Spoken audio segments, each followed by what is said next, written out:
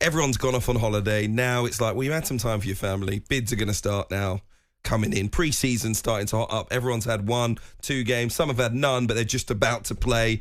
And we're suddenly going to have much more conversation when it comes to the actual football. Yeah, I completely agree. I think this is the week where people kind of switch back onto Premier League football. The Premier League ends. I think most people, by the time that it ends, are fairly happy for it to end. They start feeling the buzz for international football. The international football starts. Everybody gets Euro tournament fever. That dissipates. That ends. That tournament finishes. And by now, you start thinking about your club. Like, this is a very beautiful time, I think, for football fans. Not necessarily Chelsea fans, sadly, but this is a time where most football fans can feel incredibly optimistic, like anything is possible. This is a wonderful gift, this period. Just before the season starts, you're allowed to dream. You're allowed to be the club. This is the, that lull between Christmas and New Year, where you can basically get away with anything. You can go to the pub whenever you want. Is a wonderful gift to the world. This is that for football fans. You can actually believe that you're going to, whatever your dream is, are you going to win the league? Are you going to challenge for Europe? Are you going to embark on a European tour? Are you going to see your team win silverware?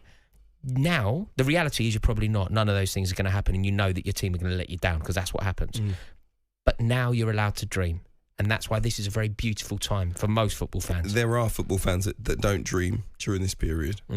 There are ones that read the headlines about other clubs signing players and they get angrier and angrier and angrier that their club hasn't signed a player. Like, I think it's primarily, over the last 5-10 years, where signings are like trophies now to certain fans. They're just like, we signed this player.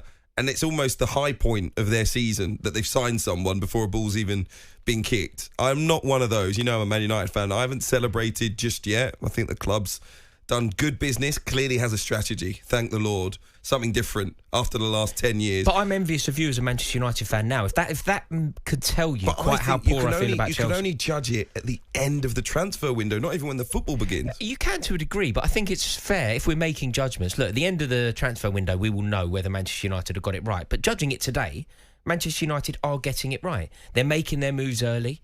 They're signing players that the world are looking at. They're ready to spend the money. They're poaching players from under the nose of Real Madrid.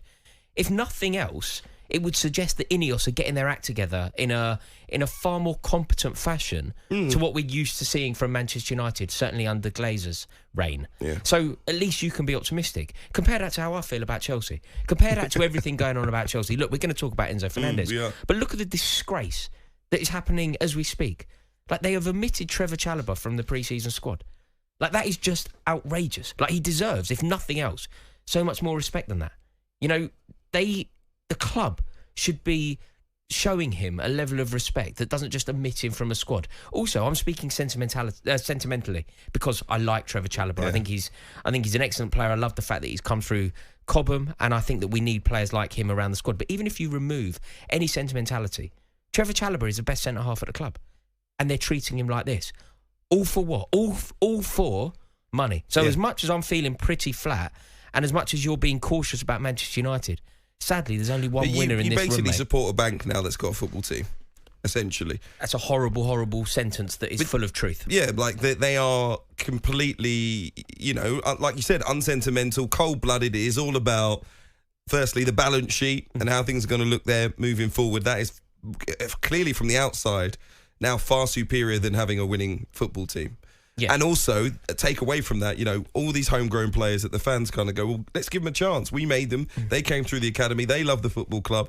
And they're just like, well, actually, we get more money on the old PSR if we sell them, so they're all leaving. Yeah, and for crazy. What as well? And for what? To prioritise, and I don't mean this with any disrespect, but there is no way that Axel Disasi or Benoit Badiashile are better players than Trevoh Chalobah.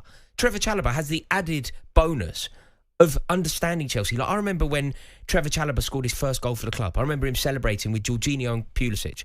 That's how long ago it was, about 2021. His reaction to celebrating a goal, he basically just collapsed to the floor, like clasping the Stamford Bridge turf because it meant so much to him. On AM, on DAB, via the talkSPORT app and on your smart speaker. talkSPORT.